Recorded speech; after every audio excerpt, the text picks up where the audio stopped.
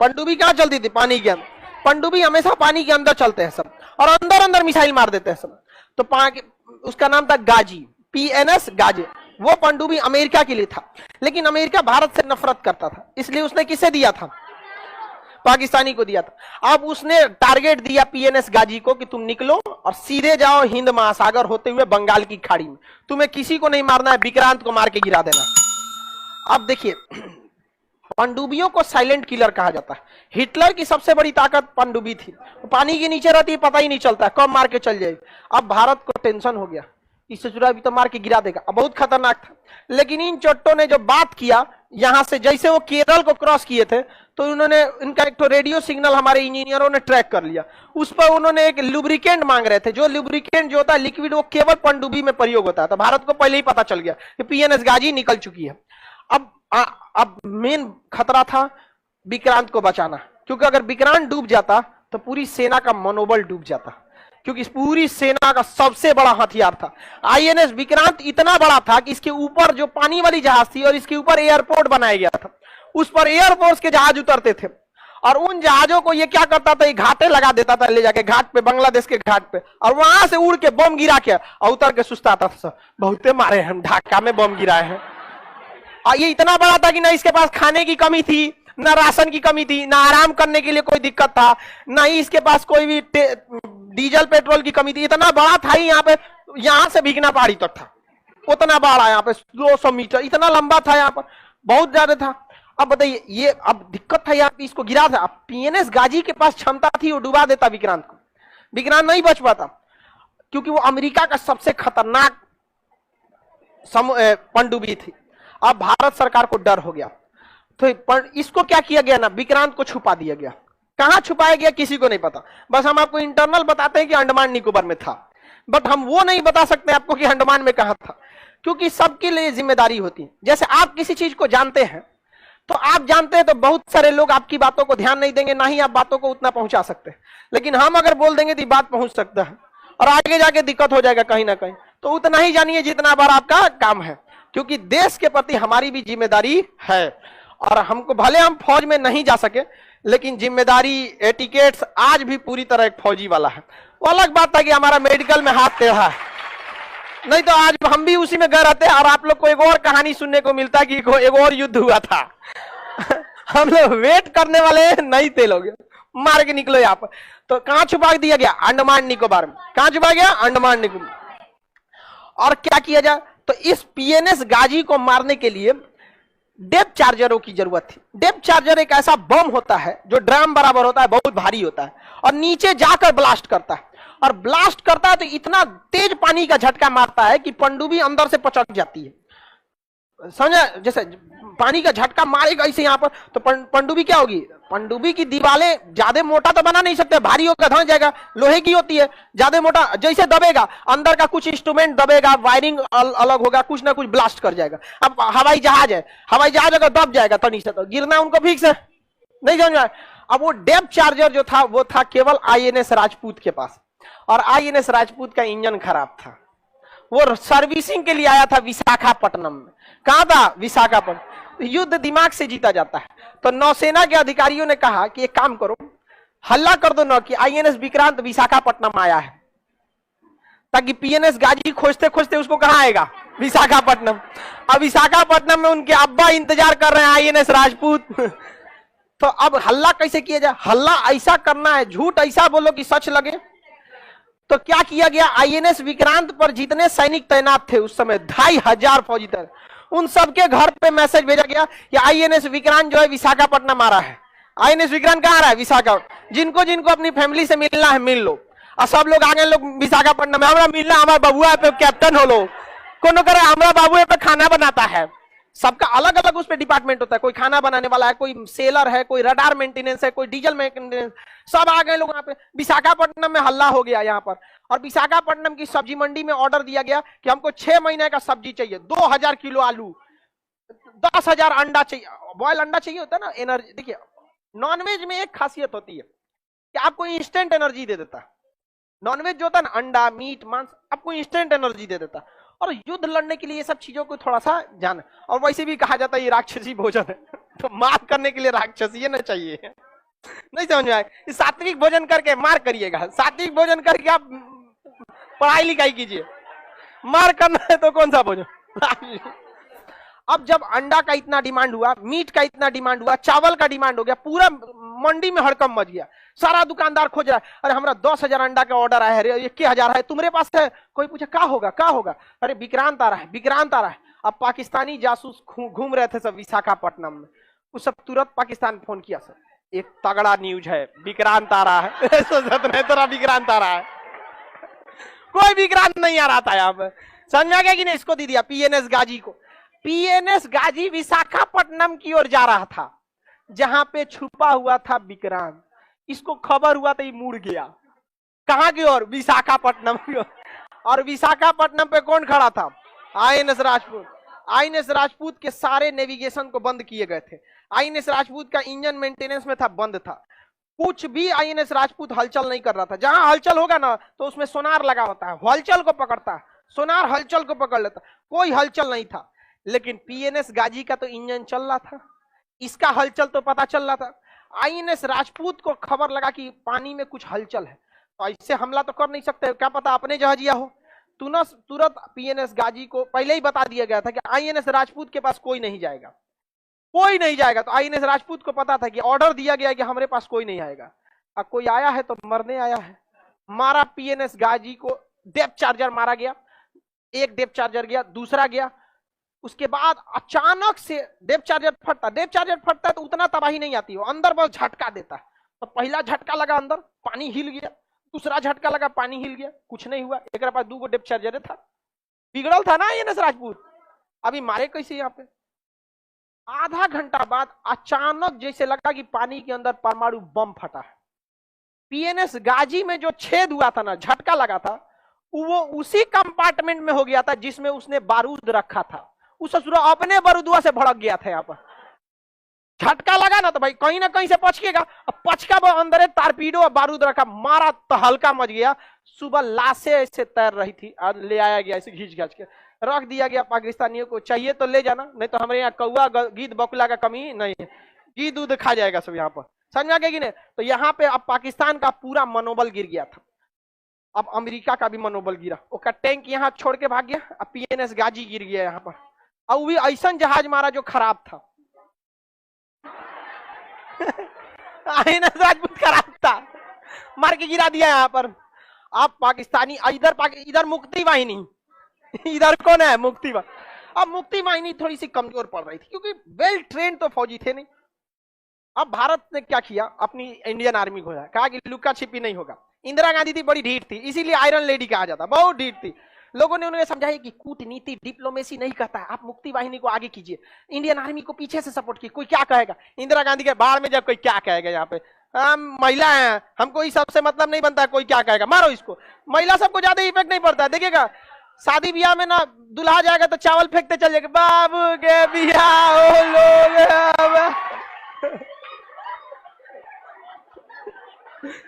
कोई फर्क नहीं पड़ता उसको, कोई कुछ चुका है, हमको क्या मतलब है।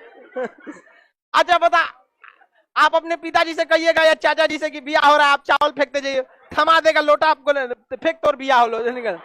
लेकिन महिला सबको बस अपना टारगेट दिखता है, बबुआ का बियाह हो रहा है, मेरा राग अच्छा है या नहीं है, कोई क्या बूढ़ बूढ़े ले बाबू बियाह हो लो। हम तो समझने की कोशिश करते हैं कि आखिर ये बूढ़ी माता गा क्या रही है, समझ में नहीं आता है क्या गा रही है। हा? आप लोग को समझ में आता है? समझे में नहीं आता, लेकिन उनको बिलीव होता है कि एकदम लता मंगेशकर है वो। आप लोग को भी समझ में नहीं आता, तू लोग बूढ़ा होगी तो ऐसे ही करेगी लोग।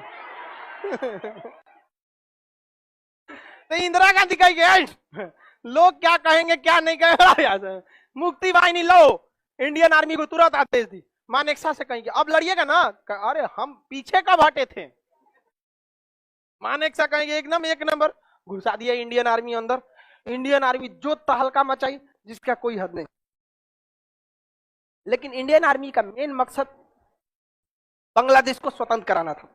जो यहाँ के जो राज्यपाल थे क्योंकि शेख मुजीबुर रहमान को तो गिरफ्तार कर लिया गया, तो राज्यपाल शासन लग जाता है। राज्यपाल जो घर में थे तो इंडियन आर्मी उनको नाश्ता करने के बहाने बाहर बुलाई और घरवा पे बम गिरा दी और उनको समझाई कि देखिए आपको बाहर निकाल के बम गिरा है। आज जोड़ लिया भाई हमें छोड़ते हैं। अब बताइए उस इंसान पे कितना बुरा, उसका मनोबल कितना गिर जाएगा जिसको घर से बाहर निकाल के बम गिराई। घर देख रहा है कहाँ घर गिर गया यहाँ पे। उसकी पत्नी कर यार ये रे चोटा तू सरेंडर करेगा कि हम तोरा मारे, हम यहाँ पे हम ना मर तो तोरे साथ भाग यहाँ से यहाँ पे। अब भाई राज्यपाल के सरेंडर करने से सरेंडर थोड़ी हो जाता है। अब बिहार के राज्यपाल सरेंडर कर देंगे तो क्या बिहार सरेंडर हो जाएगा?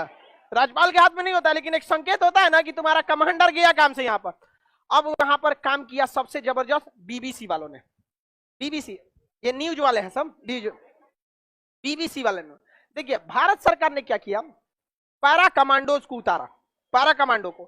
तो पैरा कमांडो जो पैरासूट से उतरते थे सन्नम, उस पैरा कमांडो के बीच में जैसे उतरे लोग तो कीचड़ में फंस जाते थे। तो पैरा कमांडो भी अचानक आके हमला करने के लिए बहुत प्रसिद्ध होते हैं लोग, तो पैरा कमांडो उतारा गया। इसका खबर किसको लग गया? बीबीसी को। अब भारत की एक स्ट्रेटजी थी, पैरासूट से पुतला गिराना था, मतलब सेना नहीं पुतला। आई बीबीसी ने कह दिया कि 5000 कमांडो उतारे गए हैं।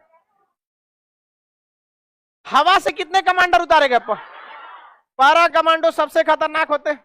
पूरी इंडियन आर्मी का सबसे खतरनाक पैरा एसएफ कमांडो होते हैं, जो ऑरेंज मैरून कलर का कैप पहनते हैं, पैरा कमांडो। उनका परेड भी अलग होता है। सारे लोग परेड जो करते हैं ना ये कदम ताल पे करते हैं, अब वो नहीं, वो हथियार लेके वो कूद के ऐसे ऐसे उनका परेड होता है। वो कभी चलते नहीं है। पैरा कमांडो कभी भी आप परेड में ऐसे नहीं देखेंगे चलते हुए यहाँ पर, वो हमेशा हथियार लेके ऐसे और ऐसे ऐसे ऐसे ऐसे चलेंगे। जितना दूर जाना है उनको ऐसे ही कूदते जाते हैं। पैरा कमांडो उतारा गया किसको? पैरा एसएफ को, पैरा स्पेशल फोर्सेस को। उतरे थे तो 200-300, बाकी पुतला था, और पुतला भी था तो 250 पुतला था। बीबीसी वाला हल्ला कितना कर? 5000। और बीबीसी इतना बड़ा न्यूज चैनल है ना कि लोगों ने बिलीव कर लिया। पाकिस्तान वाला डर गया, समझा। मुक्ति वाहिनी मार रहा है, इंडियन आर्मी मार रही है, एयरफोर्स मार रही है, नेवी मार रही है, ये बचा था सब 5000 कूद गया। सब किसके घर पे कूदा है सब कोई इसको क्या पता। अब कोनो घरे का ऊपर का दरवाजा बंद करके भाग गया सब, भाई सीढ़ी वाला बंद कर दो, कूदा है सब 5000। कहाँ है? अब पाकिस्तानी आर्मी का तो हालत खराब हो गया। पाकिस्तान को लगा अब कुछ नहीं हो सकता है।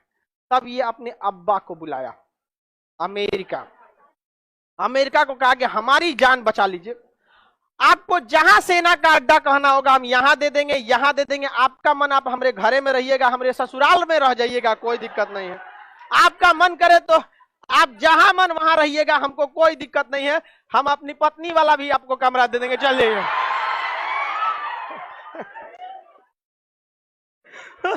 अमेरिका चल आया हमला करने। भाई इन सबों के पास इज्जत नाम की तो कोई चीज नहीं है। अरे तुमसे लड़ रहे हो, बहादुरी से लड़ो। यहाँ पर हमारे मेजर चांदपुरी का आदेश आया था कि नहीं पीछे हटने के लिए, हटे थे क्या वो? इन चोटों के पास पूरी हार गए थे। कहा हम आपको अड्डा देंगे, सेना का अड्डा, आपको जहां ना रही है। यहाँ पर अमेरिका को तो पुराना दुश्मनी था भारत से, उसको याद आया था हम्बन टोटा से उसको किसने लतियाया था? भारत। सारा खेल किसका रचा था? अब अमेरिका चल दिया यहां से पेड़ा लेकर अपना युद्ध करने के लिए। कहां से चला था? अमेरिका अपने यहां से चल गया। अमेरिका को बुलाया कौन? कहा कि बांग्लादेश को बचा लीजिए। तो पाकिस्तान अमेरिका यहां से चल दिया अपना बड़का जहाज लेकर, 7वां बेड़ा। कौन बेड़ा? हम लोग का जो आईएनएस विक्रांत था ना, उससे डबल बड़ा ये था 7वां बेड़ा। इतना बड़ा जहाज था कि इसके ऊपर 40 उड़ने वाले जहाज आते थे। इसके में परमाणु बम था, परमाणु बम लगा हुआ था। किसमें? 7वां बेड़ा में। और इसके साथ पनडुब्बी, डिस्ट्रॉयर, फ्रिगेट, मतलब ये जब चला था तो अपने साथ 30 से 35 पानी वाली जहाजों को लेके चला था। ये अकेले चलता ही नहीं था, इतना खतरनाक। चल दिया 7वां बेड़ा लेके यहाँ पर। अब भारत का हालत खराब, ये अकेले युद्ध का गेम पलट देता। पूरे इराक को ये अकेले हरा दिया था 7वां बेड़ा, अकेला गेम पलट देता इसका परमाणु बम से लेकर। और दूसरा एक बात और होता है ना, देखिए गांव का बहुत बड़ा दबंग आदमी आपको एक तमाचा मारेगा ना तो आप बस कंप्रोमाइज करिएगा, आप पलट के उसको नहीं मारते हैं। और ये सबसे बड़ी गलती हो जाती है, पलट के मजबूत इंसान को कभी नहीं। भारत ने कहा कि कुछ भी हो जाए 7वां बेड़ा आओ, मानते हैं कि नहीं लड़ पाएंगे तुमसे, क्योंकि हमारे पास उस समय टेक्नोलॉजी नहीं, मारेंगे तो तुमको हम पक्का।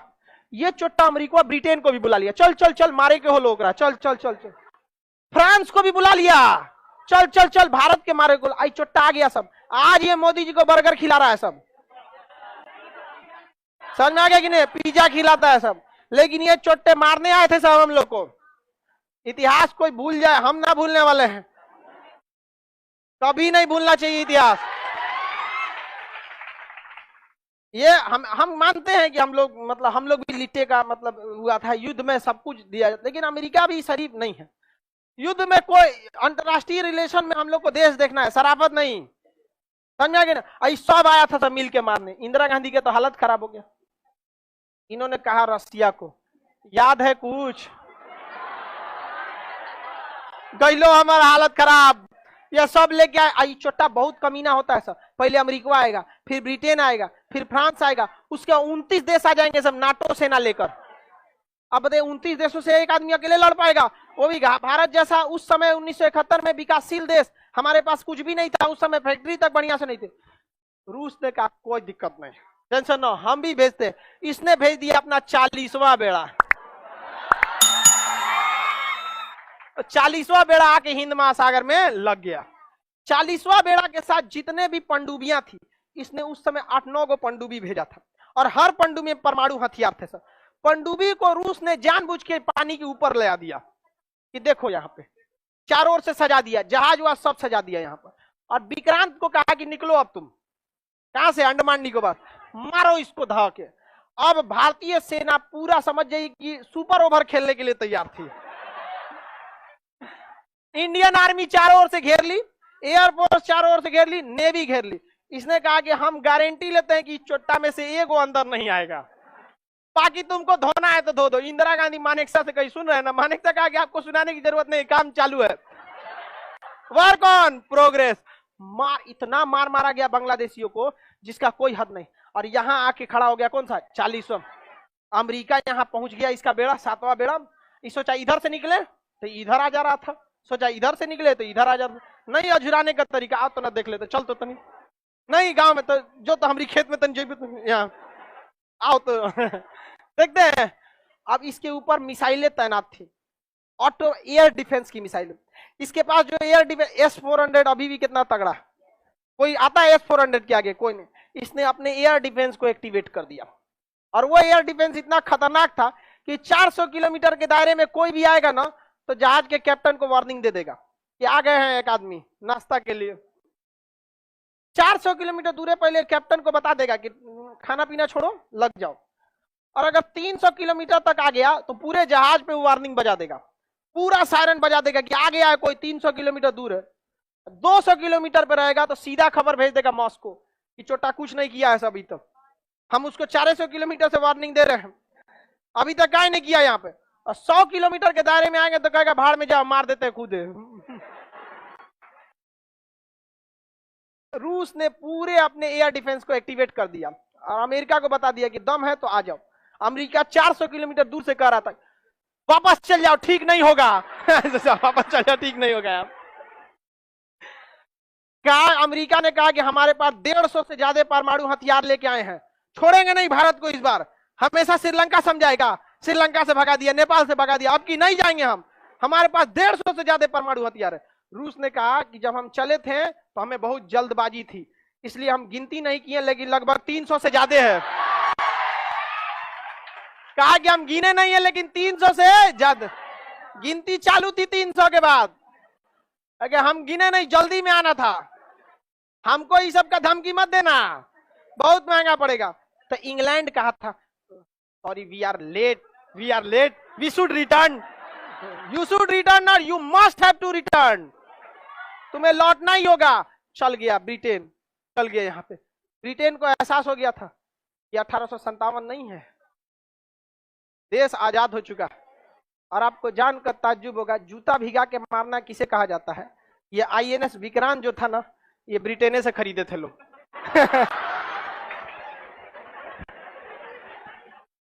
भर रास्ता अमेरिका ब्रिटेन को घर आया था, तोरा बेचला बिना जरूरत था, काय बेचा रहे तुम उसको?